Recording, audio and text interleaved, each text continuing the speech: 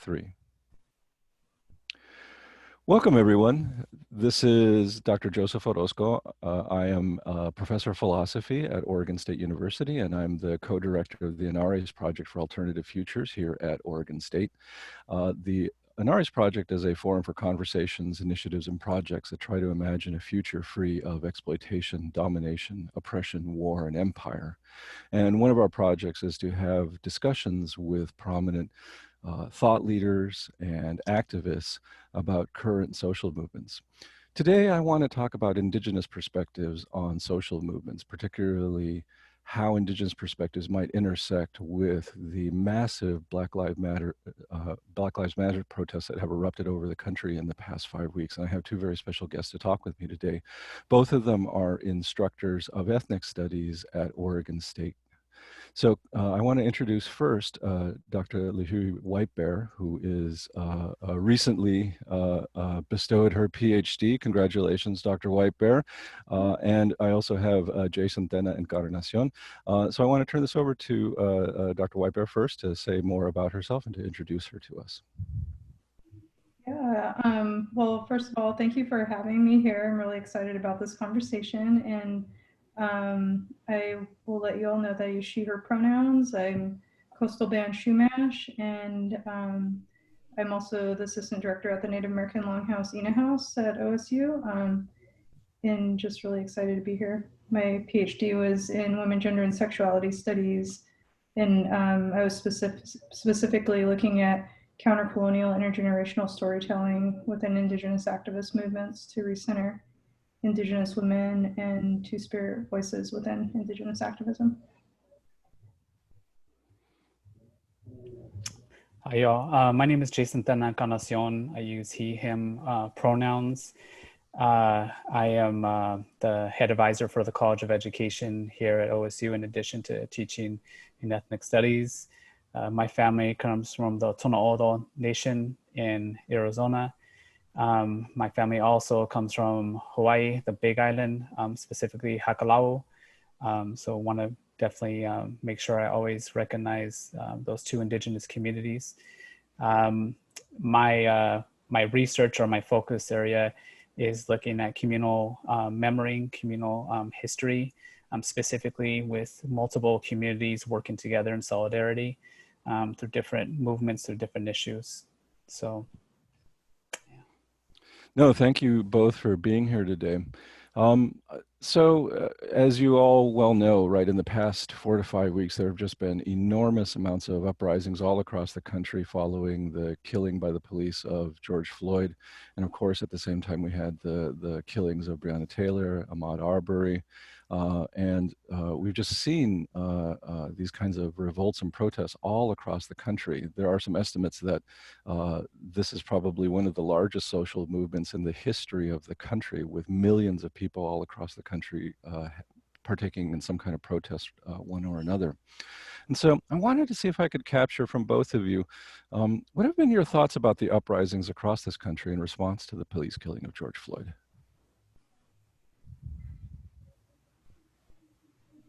We're going to sit here and decide. Go ahead. I'm going to always follow you, Lou. I'm going to always follow you. Here we go. Yeah, I think that it was just like a breaking point for folk. Like, this isn't new. This violence has been going on since settler colonialism started, right? And it's just this extension of that violence, but there's also been this resistance the entire time as well.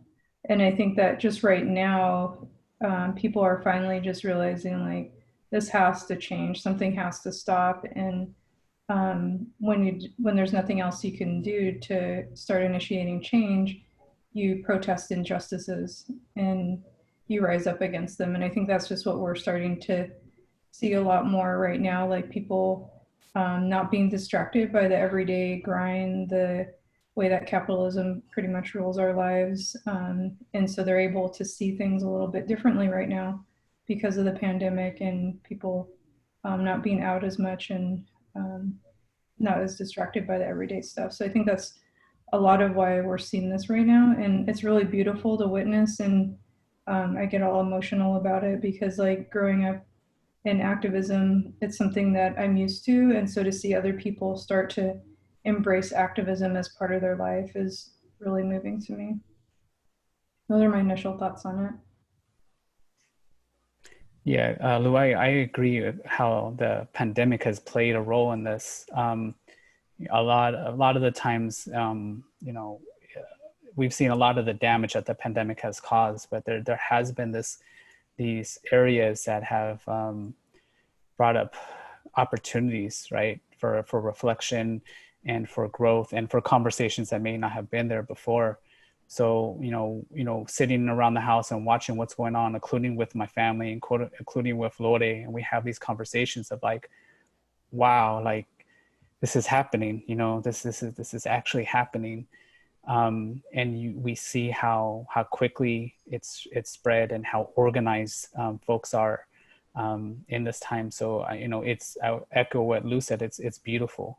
Coming from my family specifically, was working in the Chicano movement.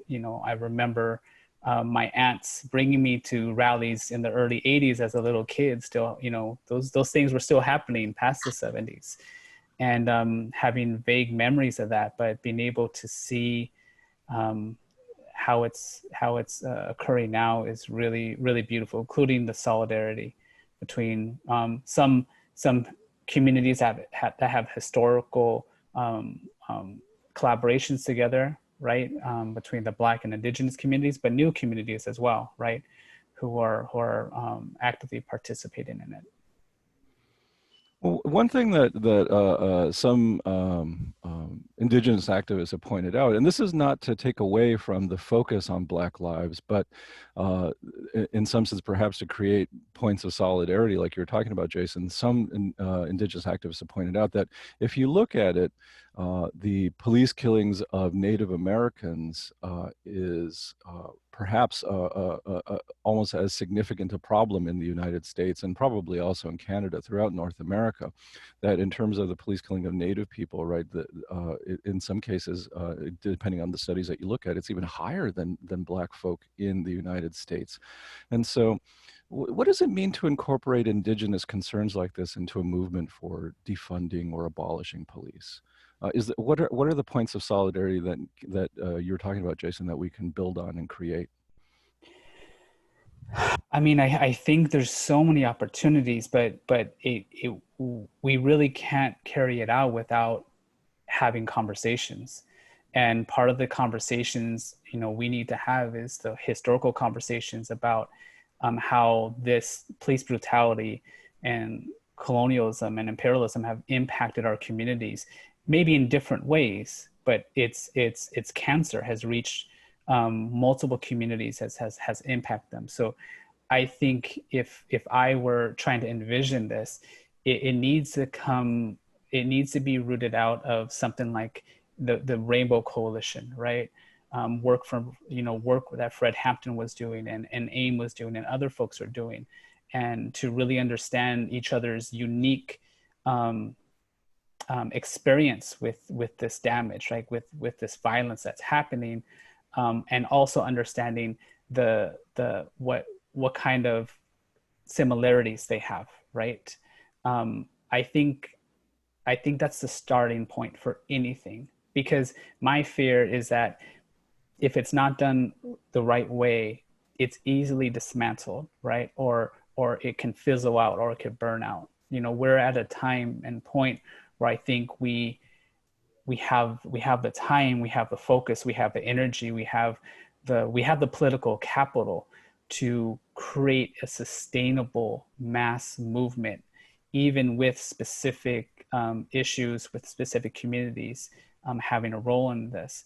So I think that's the starting point. I think there's definitely other steps to follow that, but I think that needs to be the starting point, is for elders to come and be able to have conversation with some of the younger activists in all the movements and with all the concerns.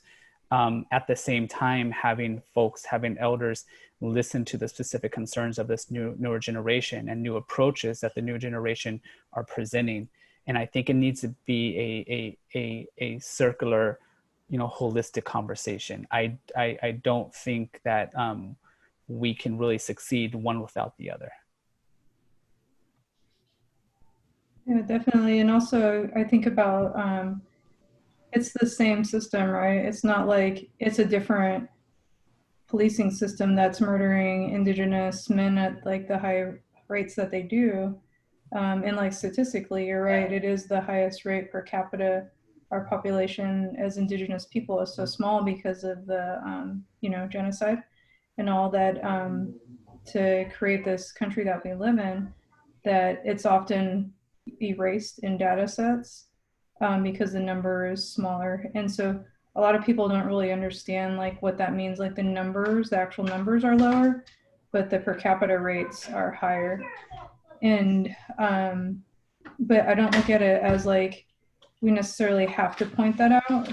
I look at it as like addressing the system. Like that's the same thing that is causing these Indigenous men to be gunned down. And when I say Indigenous men, I'm also counting like Indigenous people from not just the United States, so like from Mexico and Central America that are also killed at similar rates. And it's the same system that's making the murdered and missing Indigenous women crisis so prevalent too, because there's a lack of like value towards our lives.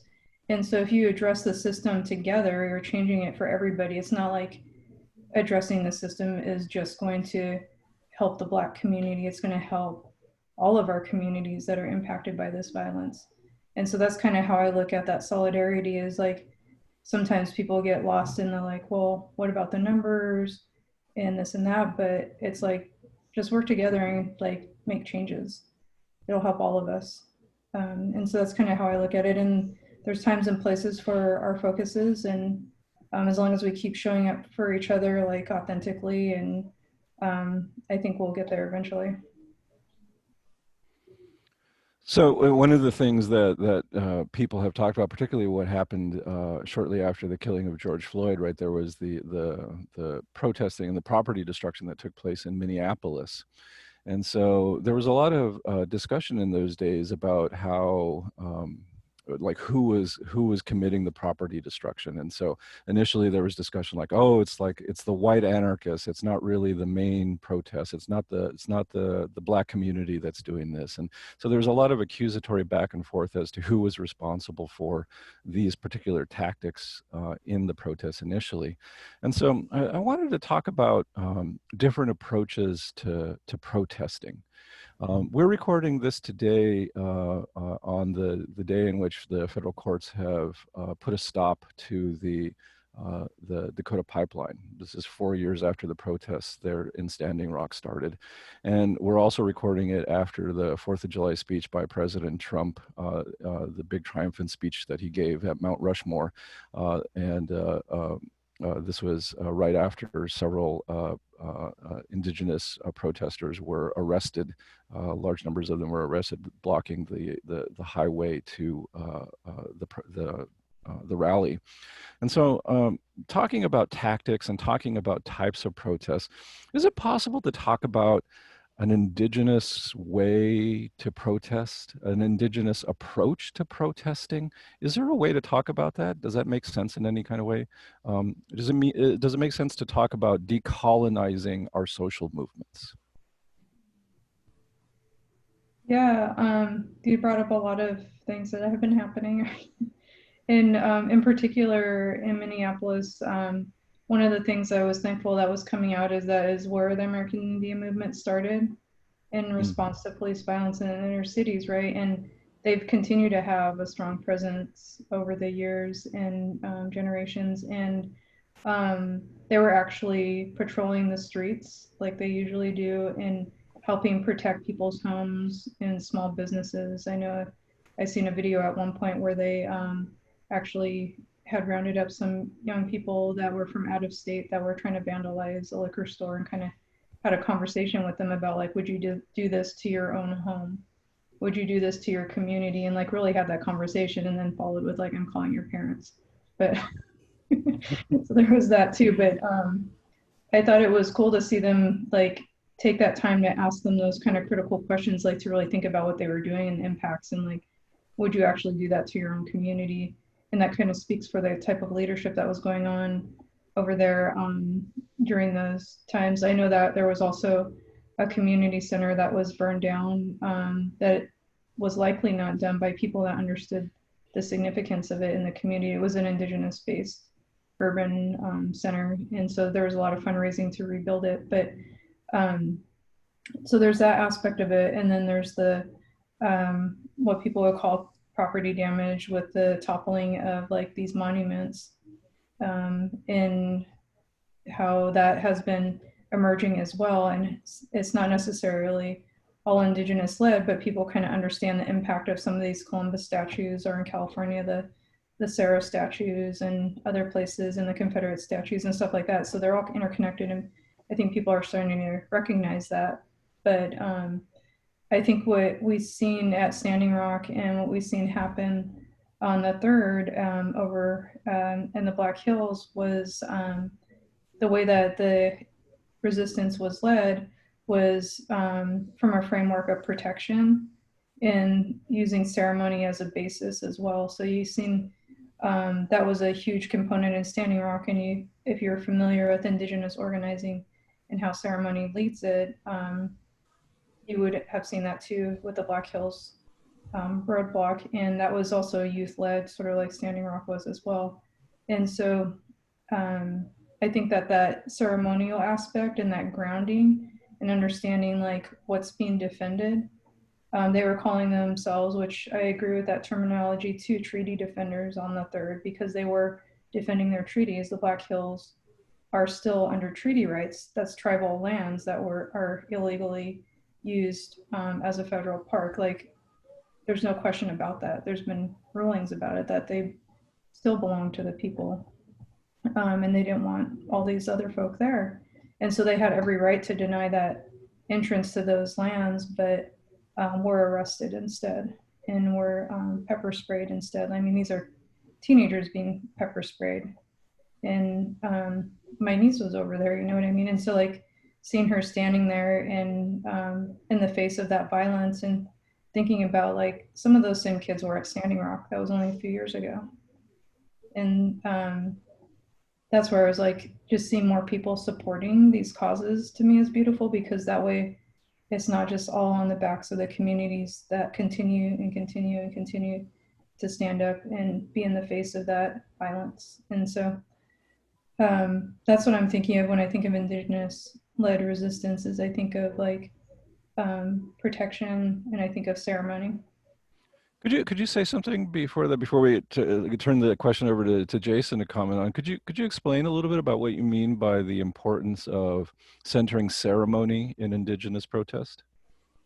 Yeah, so you see that even with the solidarity efforts. So when I've seen folk go to Black Lives Matter protests, for example, people will bring songs there. And they're part of prayers, those songs. They're not just like Native people out there singing this cool song. They're like, if you understand the meaning behind them, they're singing specific ones for a reason. And sometimes they'll bring smudge with them to sage people off, or sweetgrass, or whatever medicine they're using, to offer that sort of component to it as well. And that's based in whoever is doing that and their practices and their traditional teachings. And so that's what I mean by bring ceremony in. Yeah. Thank you. Yeah, Jason, what do you take it mean to say, to talk about decolonizing social protests and tactics? I mean, I would definitely just have to agree with Luhui based on all that. You know, looking at, you know, going back to the destruction of what's happening in some of these in some of these towns, right, in terms of the protest and, you know, the burning of buildings or whatnot. You know, this is, you know, Grace Lee Boggs this is a rebellion, right? This is the reaction of hundreds and, you know, thousands of years of this type of violence on Indigenous people and other communities. And so it's hard for folks who are not familiar with the history, it's hard to understand why this violence has come up, right? Why are people are communicating, right? We're communicating this way. But at least from my own perspective and how I see indigeneity and how I see ceremony, including coming from the islands, I can't interact with anything without knowing that I'm trying to heal ultimately. I'm, you know, if we're dismantling systems, if we're protesting, if we're trying to abolish, you know, the police, whatever it is, the end goal, at least for me and my perspective, is a process of starting over and of healing, right? Not simply to tear down, not simply acts, you know, an act of violence or an act of reaction, right? I mean, I'm sorry, I kind of mixed those ones up, y'all. But I think healing is at the centerpiece for me in terms of decolonizing the way we engage in protests and we engage in these activities. And I think, you know, through some of the footage, through some of the stories that I've heard, you see how beautiful it could be, right? When we have a focus on healing, right? And what we call that in different communities, you know, it's not always the same thing. But I think that there's always a lesson to be learned from each one of our communities, because not all ceremonies and not all prayers will be the same, right? And that's where we have to allow folks from that specific community to lead the way, you know, and if they're willing to teach us, right? And that's an amazing thing, you know. The sharing of songs, the sharing, and being invited into ceremony is a tradition, you know, throughout many communities. You know, I go back to you know, pre-colonial California. There's and maybe Luhui could probably give more insight if she's heard any of these stories, but I've heard local California tribes who have had ceremony with Native Hawaiians who have traveled to the coast. This is before colonization. This is before any of that happened, and sharing medicine and sharing stories, right? And sharing space, and how beautiful that is. So this stuff is very sacred, and it's in our tradition, right? It's and so to be able to practice it now is, for me, a way to carry on, you know, and fight against continued colonization and continued colonial settle. The dyslexia is off today, so sorry, y'all. Yeah. You need to apologize. You know that. Haven't had no practice. Haven't spoke to folks in person for a while. No, that's fine. No, this is a really interesting idea, right? That an indigenous approach to social movements in the context of settler colonialism in North America means bringing a kind of perspective of long-term and generational healing, of not just resisting, but of trying to provide an alternative vision of community and what could possibly be. And speaking from that kind of idea of decolonizing and thinking about healing, what is a possibility that could be, right? What's the vision? Is there a vision of healing that can take place, that can be part of social movements as they confront settler colonialism in North America? Well, I think about like even the terminology about decolonizing, right? Like if people are really serious about using the terminology decolonizing, they should really be understanding like and supporting these assertions of treaty rights. Like how many people were following what was going on in the Black Hills? I don't think, like, I know people I know were because like we're in the same circle, but like nationally, like how many people knew that was happening that are part of social movements, and how many people understood that the same treaty that was used to defend Standing Rock was the same treaty that was used for the occupation of Alcatraz Island. Like when you're talking about decolonization, you really have to link it to those ancestral land connections. And I think like a lot of times people think that Native people just want to own the land. It's no, we want to restore our relationships with our lands. And it's not about ownership, it's about that relationality. Yeah, a lot of times people think it's like they just want everything back. We want our connections back. Yeah, we want access to our sacred sites back. We want access to our medicines, our plant medicines, and our animal peoples and stuff.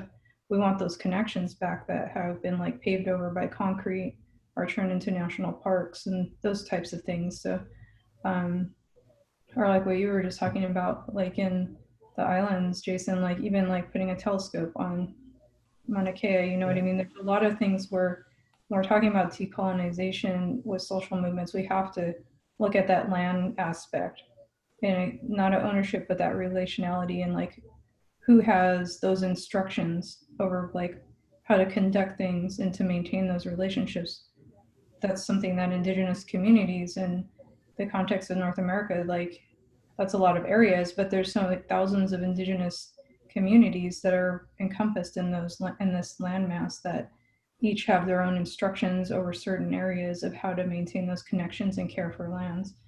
And so if we're talking about decolonizing social movements, I want to make sure that we recognize that, and also thinking about like futures and stuff like that, like what do those connections look like to heal them, like, and I think it could look beautiful.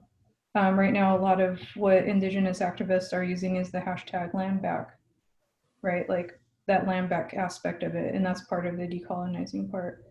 And like I love the Tech and Wing article, the decolonization is not a metaphor, one for that reason, because it really helps people understand like we're not talking like this metaphorical like romanticized view, like we're literally talking about restoring that land connection. Yeah. Yeah, Lou, and that's the part where I think, you know, folks within, you know, our communities who are familiar with this, you know, the conversations aren't hard to have in terms of what kind of work is needed, right? But when it comes to other folks who may be part of other social movements, but they're not familiar with it, this is where there's a learning curve that has to happen, and this is for folks, it's going to be very uncomfortable, and they have to, you know, be willing to be uncomfortable, right? And healing, part of a process of healing is going through a period of pain as well, right? Having to understand the history and then the trauma of a specific community, but understanding what are you willing to do as a community, as an individual, as a family, as an institution, to pull back, right?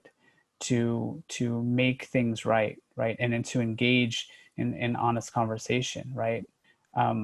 It's like folks who, you know, whether it's capitalism or anything else, they want to get rid of it.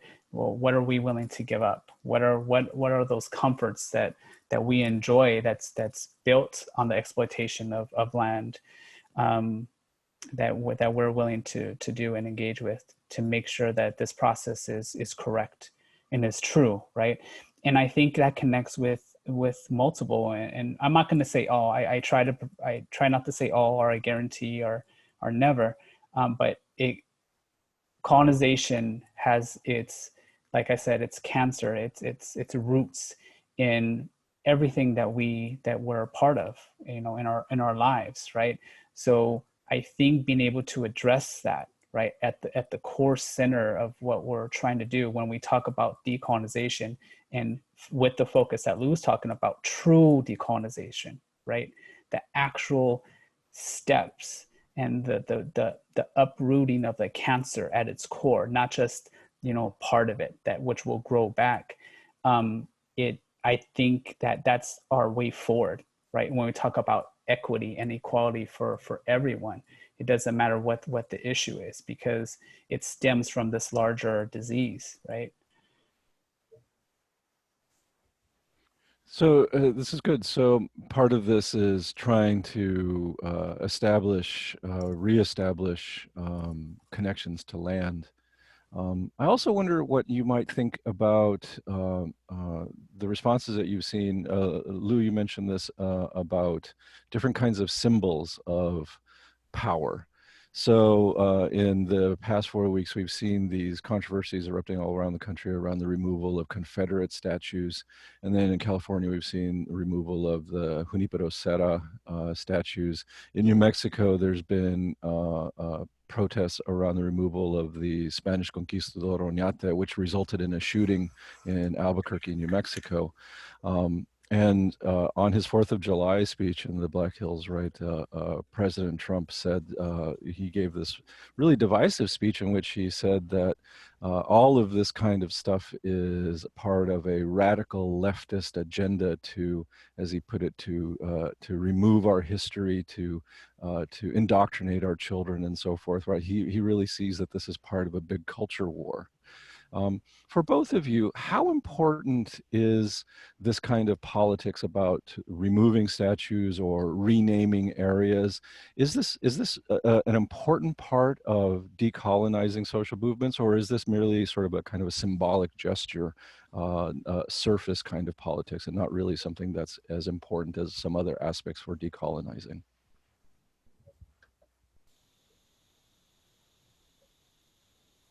Okay. I think it's tremendously important. I know there's folks that they believe it should be very big ticket things, like it should be just very, it should be policy and that's it. But I really believe that it's how colonialism has its hands in everything we do, from very small to very large, right? Everything counts, and everything that we can do to overturn and to transform and to rip away at this disease is important. Whether it's a statue, whether it's renaming a football team or the baseball team, I believe everything is significant. Everything counts in this game. Because that's exactly how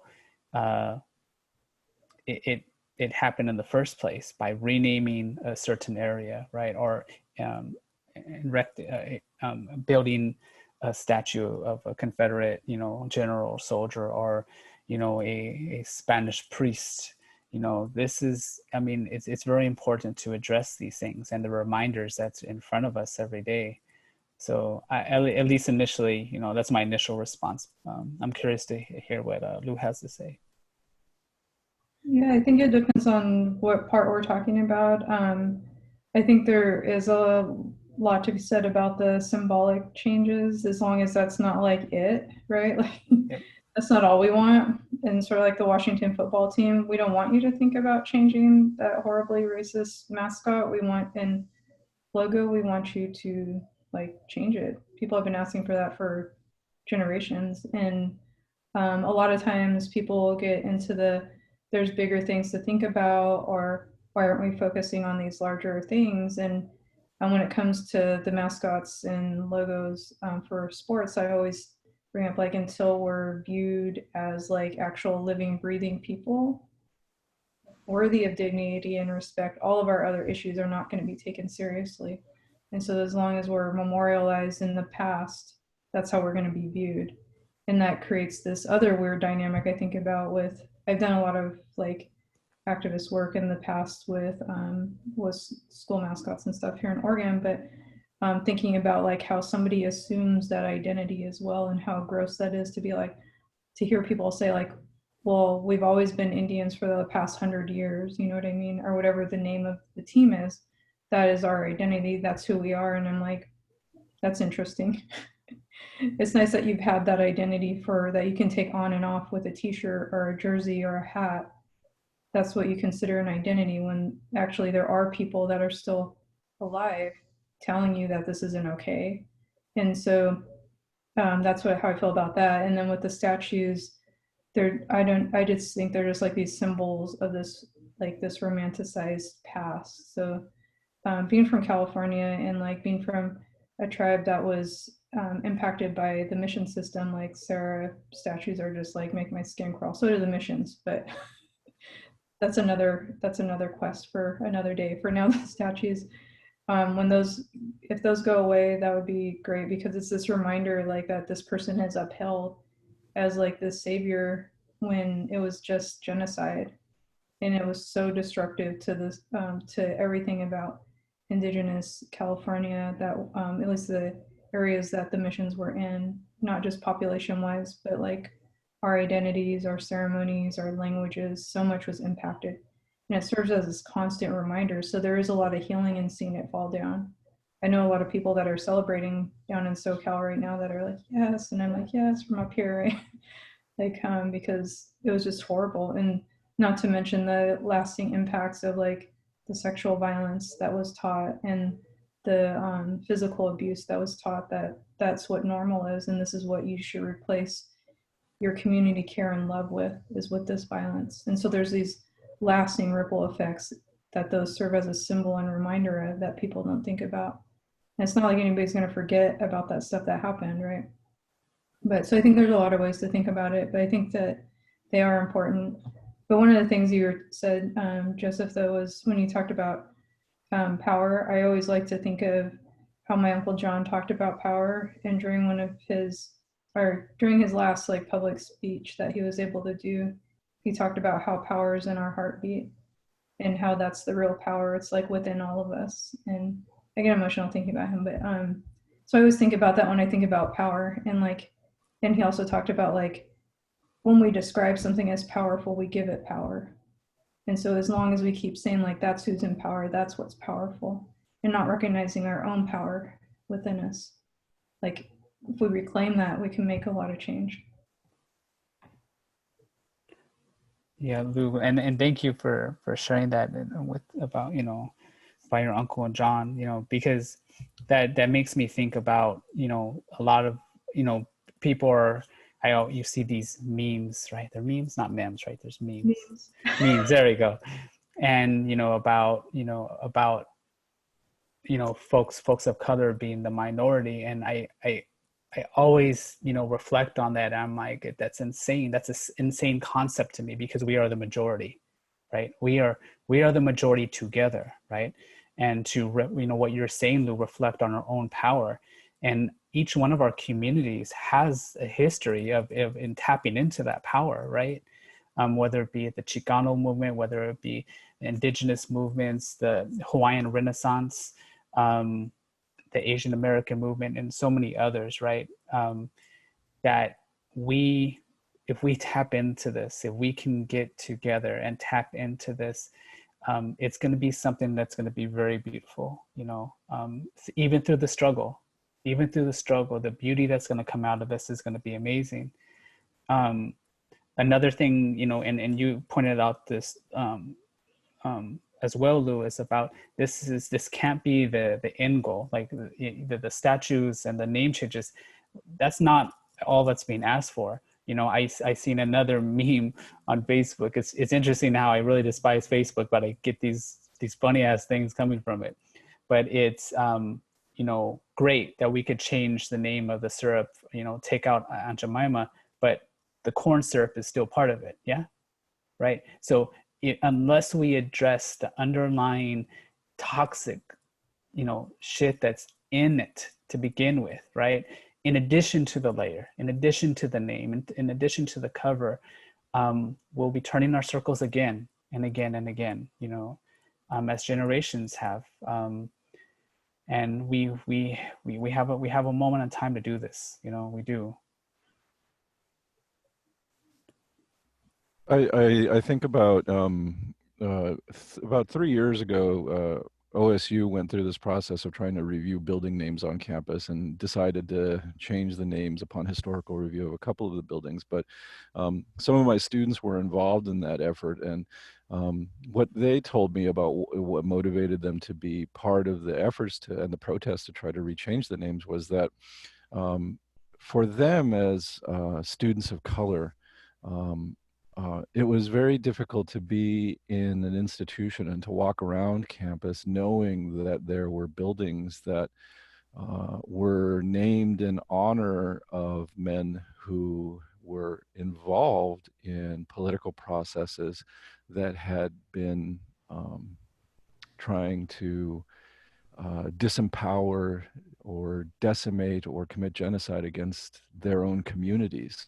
And to have those buildings there with those names felt like a very, not a microaggression, but a very big aggression against them. It sort of created a cloud and made them wonder whether they were truly actually ever going to really feel included and welcome in a place like OSU if it kept those kinds of names going on. So for them, it was a kind of question that changing these names would help them to feel part of the institution of OSU and part of their own healing of feeling worthy and dignified. So for them, at least, naming was a bigger was a part of a bigger process of social change that maybe goes back to that kind of question that you raised of Jason about thinking about protests overall as a kind of healing that needs to be done because of the initial kind of injuries of settler colonialism. So do you think that it's important to try to, when we talk about place names, particularly in the United States, do you think it's important to try to work towards renaming places in consultation with Native American groups to bring back those indigenous place names? Looking at, for instance, like national parks or things like this and giving them those kinds of names. Is that part of the struggle, or should that be part of the struggle? Is the question about place names in particular? I mean, I think that's up to those tribal communities, right? That's part of, if they want those names to be known to everybody, because chances are they still refer to places by their names, right? It's not like when they either they relearn them or they never, that was never taken from their communities. They likely still refer those places by their place names. So I think it's up to the local tribal communities on if they want that to be common knowledge, and also like if it's important to them. So I know like here there's been some efforts with some of the local tribes, and there has been some things renamed, and then there's been things that have not been in consultation with the local tribes that have happened, that I'll leave for another time. But there's definitely, it has to do with like the intent behind it, I think. Like, so for example, like, do you want to do this to like just further historicize people? Or are you doing that to truly honor this is the connection to their lands that they've been caretakers for? Are you willing to learn how to say that name correctly? So for example, like I hear on Pinafu Lodge on campus mispronounced all the time. Like people cannot get it down. I'm like, it's Pinafu, or it's Chompinafu, excuse me. On Pinafu is the Kalapuya people. But Chompinafu, like I hear it mispronounced as well. I hear both of them. So like with the land acknowledgement and with the lodge that was renamed. And so like, are people willing to learn how to say it properly? And why is it harder to say a Kalapuya word than it is to say something in a romanticized European language? Like people go through a lot of effort and spend a lot of money to learn how to say European-based languages properly, but are not willing to say Kalapuya words properly. And so I think about that a lot, like locally, because that is happening here. But like nationally, I think like really talk to the tribes and see if that's what they want, and if it's not, then respect that, and think of other ways to be in consultation with them on their efforts of what they do want. So just to follow up on that, so that's a really important kind of point. So the building that you're talking about here was one of the buildings that was reviewed under that review process 3 years ago, right? It used to be named after Joseph Avery, who was one of the settlers who founded Corvallis, in which Oregon State is located. And after review about his life and his politics, it was decided that he was probably not someone that OSU wanted to honor by having a building name. And the name was then changed to try to reflect Kalapuya heritage here in this area. But you're saying that it's important to do so in a way that doesn't make indigenous people seem like an artifact of history, right? And to try to make it a living, ongoing kind of honoring and celebration of place names and people. Mhm. Yeah, so I wasn't part of the rename process, so, um, but I would just say like where the tribes consulted tribes, because there's two, right? And that do have those ancestral connections through the Willamette Valley treaties here. Were they both consulted and like did they agree upon a name? But I think more importantly right now, too, not more importantly, that's super important actually, because out of respect for their sovereign nationhood and their connections here. But for this conversation, I will say like, is like, do people even understand what that means to call it Champinafu Lodge? Like, do they even know what that word means? Do they know it is referring to the place and um, that there's actually Kalapuya people still alive? Like a lot of people just don't even realize that. And it's really, it never ceases to amaze me how many people don't think Native people are still alive, or even the people whose land that we currently reside on, like just no clue that they're still around. Just because they don't physically live here and aren't dressed in full down regalia every day, they don't know that Yeah. people are still here, right? And so I think for me, that's the hard part with that renaming and stuff like that. I love seeing native languages all over the place, and like I would love to see more Kalapuya words around where we're at, as well as Chinakwawa words. So like with the NAL being called Ina House, that's like a more common trade language that is used today too. So like understanding like the importance of speaking those names in the spaces that we're at and knowing that those languages have always been part of these lands, but I don't think people make that connection generally, if that makes sense. Lou, so I got a follow-up question for you, if I could ask a question. So and with your you know, the position on the school board, how do you think we could best go about that in terms of, you know, incorporating that knowledge and that understanding and the true meaning and, you know, vision behind names and name change and connection to living and breathing communities in education, right? How can we, you know, adults are very hard to change. How can we touch the younger generation or the youth? Is it through K through 12, you know, or is it some another way? Yeah, I can't answer in my role as a school board member I know. in capacity. Thanks for asking that. But I think like it's really important. One of the things personally, I will say that I've always thought that there's a lot of room for improving K-12 curriculum. One of my fond memories of elementary school is being kicked out of class in 5th grade for saying Columbus was a murderer and a rapist, and then later finding out that he was like my teacher's hero, which was also gross. But my mom did get a lot of calls. Well, not calls because we didn't have a phone, but she did get a lot of contact because from the principal's office because of me making comments like that in classes. And so, which were not lies, they're just not what's taught and still not taught. And that was like in the 80s. This wasn't like last year or anything, but that still happens in classes. Like students are still silenced. And I don't understand why kids in K-12 are silenced.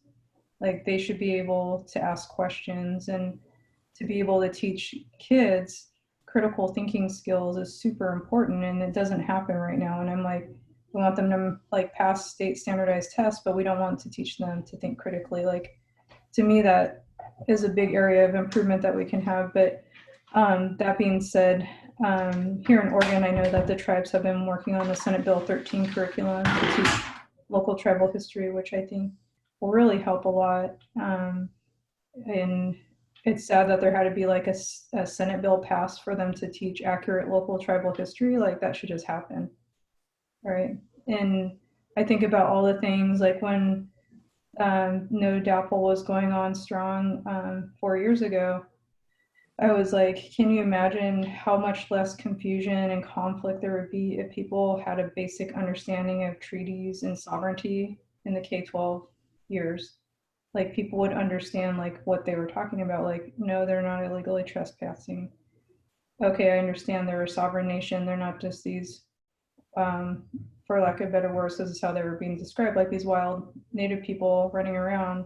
That's not like, yeah, does that make sense? Like, if Yeah. those were taught in K-12, like, I think there'd be a lot of conflict avoided, and there'd be a much greater respect for the tribal nations on whose land people occupy.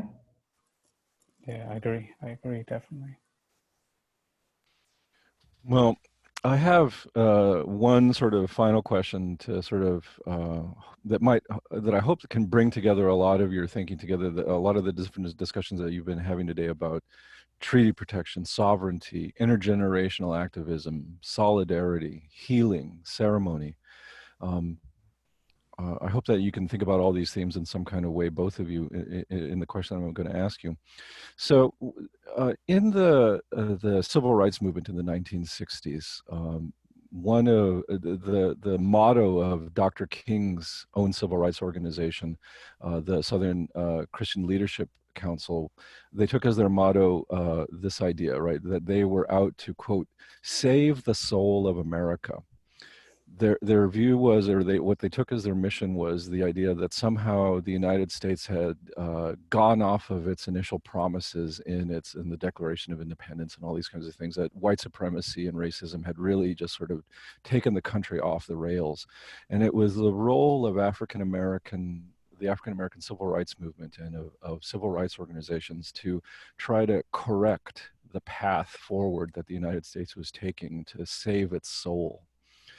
And so I'm wondering what you think is, if any, the role of indigenous social movements in thinking about the healing in the United States that might be necessary going forward, right?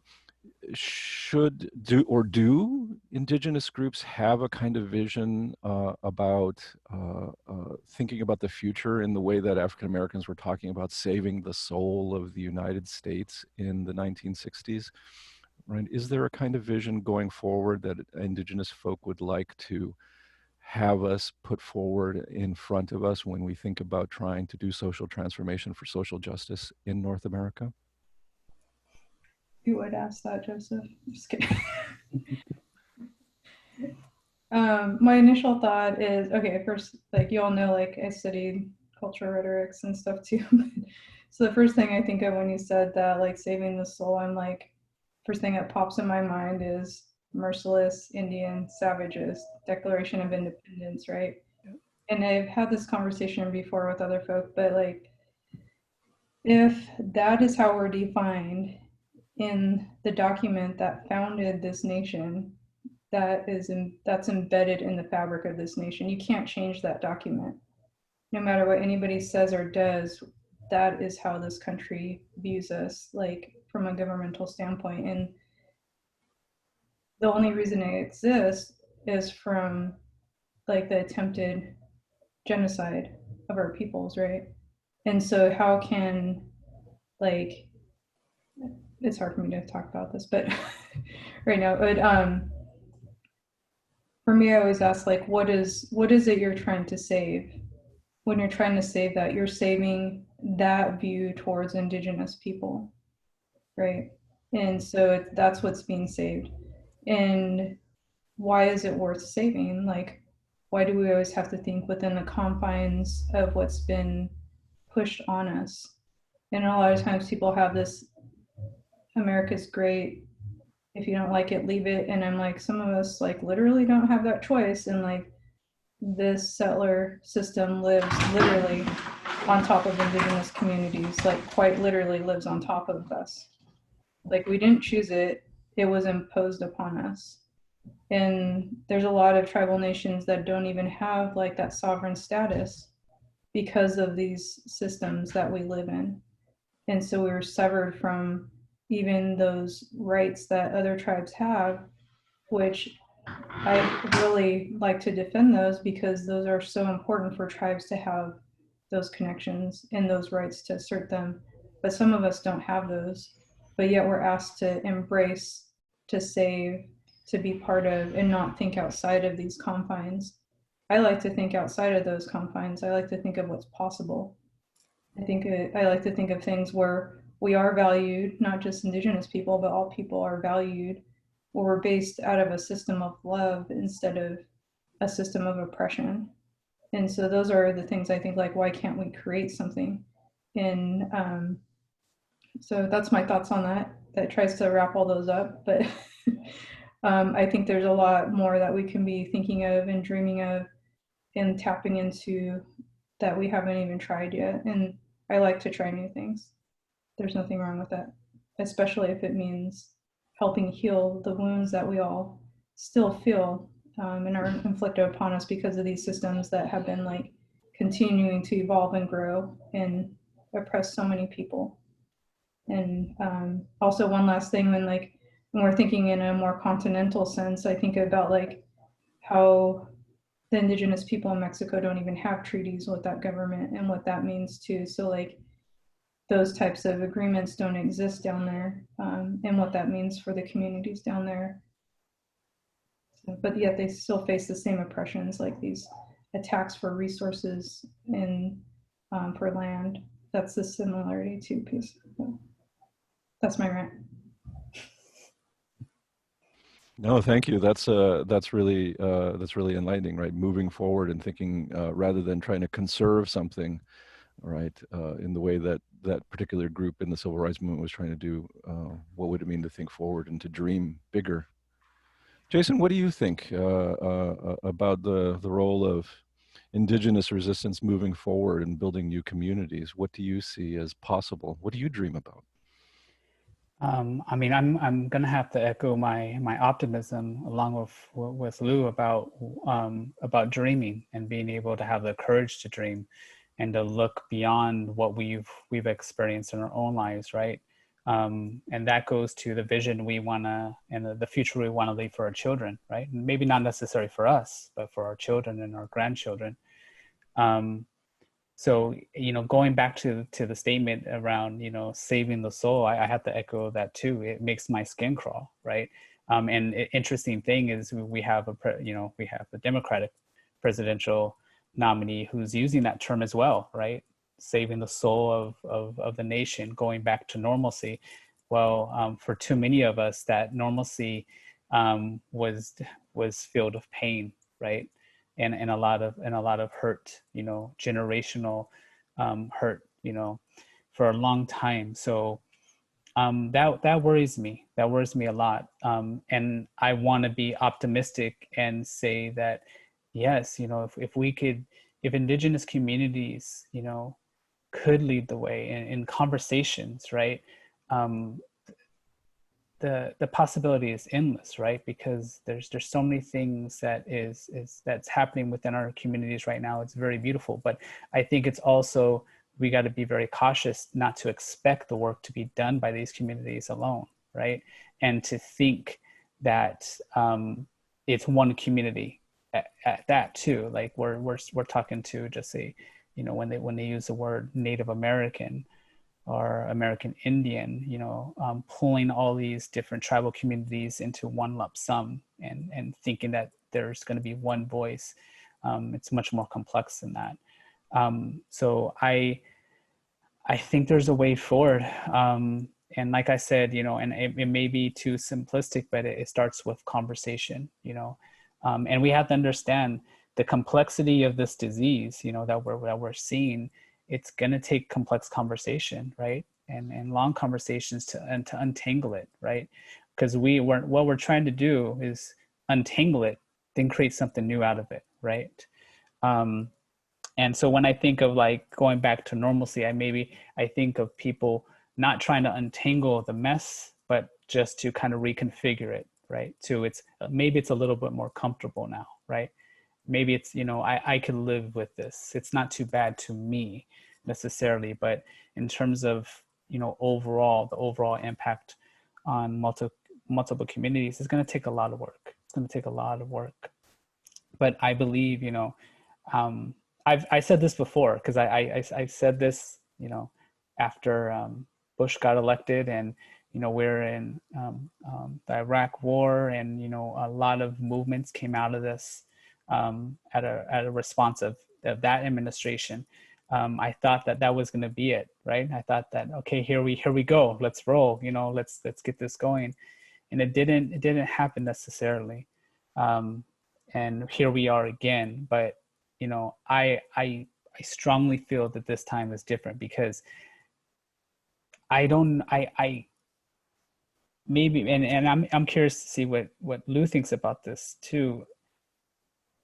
I don't know what worse could come. I know in terms of like nuclear war and stuff like that, but we are very close to the line of complete, you know, authoritarianism in this country, right? And I think that's part of what Trump's speech was, right? Over 4th of July. I think this is a primer. This feels like a primer for another step in a very destructive direction. So with that being said, I feel like we have no choice. We have no choice but to dream beyond the borders that have been placed in front of us, right? And I think once we have these conversations, and I know I'm being very broad about how I say this, but when I mean conversations, I'm talking about these conversations the three of us are having. I'm talking about those side conversations me and Lou has, and Lou amongst, you know, her community, and within the classroom, within the collective community, right? You know, town halls, or however it is, during ceremony, during these protests, right? In the different organizing that's happening. This constant communication, I think, is going to be the key to help us move forward. And yeah, I don't know. I lost where I was going with that, y'all. I was going somewhere, but you know, I there's one thing I know, and I teach this in the class, in my class in Ethnic Studies 101. When the system gets scared, when it becomes fearful, it's usually when people are making the connections that the system doesn't want them making connections to, right? When folks start clicking, right, it poses a huge threat to the system, and that's when people die at a young age, right? Or these things happen that cut the progress and the momentum short, right? You know, and you know, I think of people like, you know, Fred Hampton and some others, right, who are trying to engage in this work. One thing that I think is important when also having these conversations is understand the complexity of how we carry some of the complications that we inherit through the system. You know, when we look at the Latino community and maybe Catholic conservatism, right? How do we reconcile that? How do we reconcile, you know, things within the Black community and so forth, right? To really look at what we're trying to accomplish as a whole, because there are going to be contradictions, right?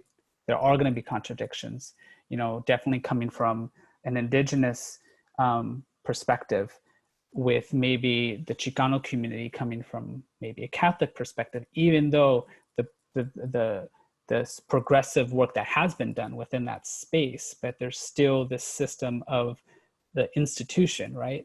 That you know, that those conversations need to be talked about, right? And that those are the different histories of colonialism that has impacted those communities. So I think, you know, self-reflection, personal and within community, are important to humbleize ourselves and to come to the table with an open heart and an open mind to kind of dream forward together. I think that's what I was trying to say. No, that's really powerful. Thank you. Well, I want to say thank you to both of you for your time and your thoughtfulness today with these questions. Any final words from either of you?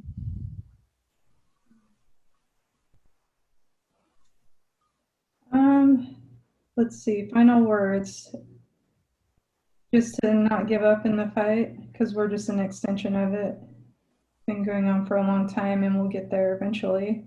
One of the things I always like to remind my kids is, like, we need to pass down these things that we've been taught to the future generations so that we can continue to outlive the system that's been placed on us, because we will outlive it eventually.